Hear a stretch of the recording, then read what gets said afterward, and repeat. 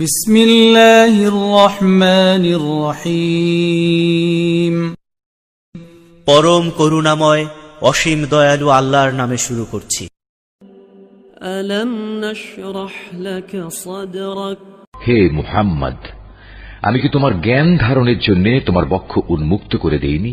ওয়া ওয়াদা'না আনকা ওয়িজরাক, হ্যাঁ, অতঃপর আমি তো তোমার উপর থেকে তোমার বোঝা নামিয়ে দিয়েছি।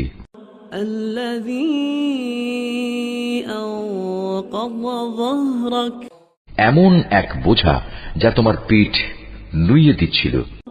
ওয়া রাফা'না লাকা যিকরাক, আমি তোমার স্মরণকে সর্বোচ্চ আসনে প্রতিষ্ঠিত করেছি।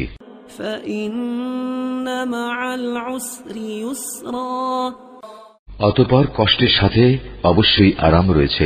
ইন্না মা'আল উসরি ইউসরা, নিশ্চয়ই কষ্টের সাথে আছে আরাম।